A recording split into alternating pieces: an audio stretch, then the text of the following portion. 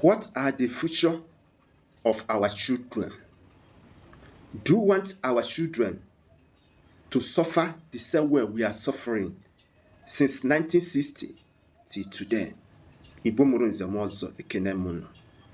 Ọ ga-amakarịsịcha na ọ bụ na okwu a erishie to all the Igbo eritz ndị eji okwu ha agba izu, Igbo serving senators and Igbo governors. Ọ bụ na ọkpụ isi jụrụ ama ha akpụ ka ọ na-agụba jụrụ adịrọ nkọ. Enekatana m ihe anya dịka onye Igbo, ya bụ ihe na-eche ụra, maka ajụgwo m ọtụtụ ajụjụ dị iche iche. Onwe okwenụ ụsa nnata anya bụ okwu a, wee sị ka m jụọ m unu ka unu cheba anya n'okwu a na ajụjụ a m chọrọ ka m jụọ. Nke mbụ, since 1960 till today, kedu ihe kpatara na ịbịa n'ala Igbo niile na onweghị anything like international embassy iji eje weta ya visa dịka onye Igbo?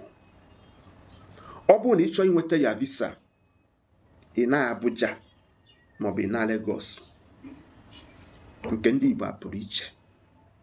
Ọ bụrụ na enwe ya n'ala Igbo, ọ ga-awa n'ava. Nke bụ ajụjụ nke mbụ. Ajụjụ nke ịbụa, ama na ihe eji wee mara ndị Igbo bụ ịzụ afịa, ewuwewu, akụrụngwa na ihe mmepụta a na-ahụ anya. Onitsha main market is one of the largest main markets anywhere in the whole entire African continent.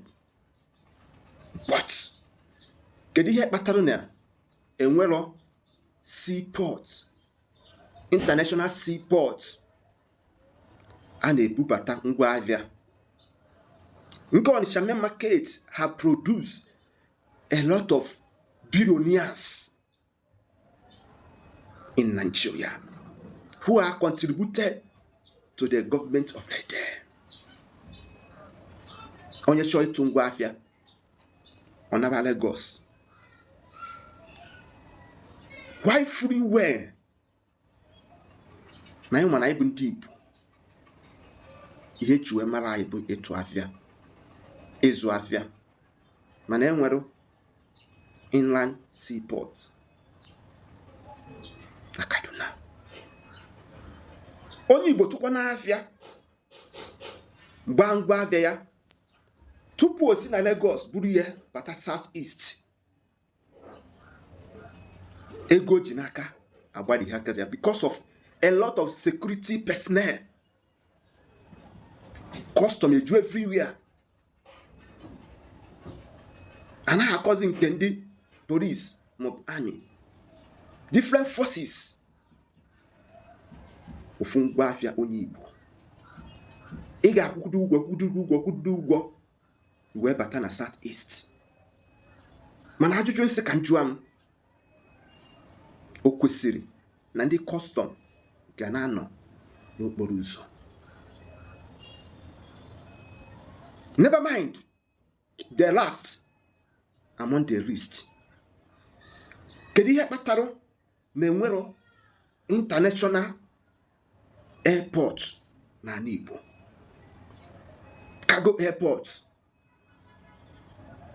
nke ama na ndị Igbo na-efefu ịchọ ịgba flight isi ebe a naba Abuja maọbụ naba Lagos? Nke ndị Igbo apụrụ iche. Bue dike mbọsị ihe eji eme dikeru achọba dike.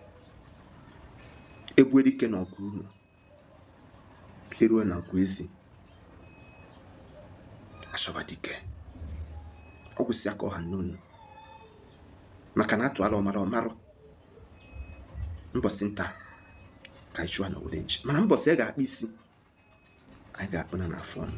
Ụmụnne m ndị Igbo, ka anyị neba anya n'okwu a.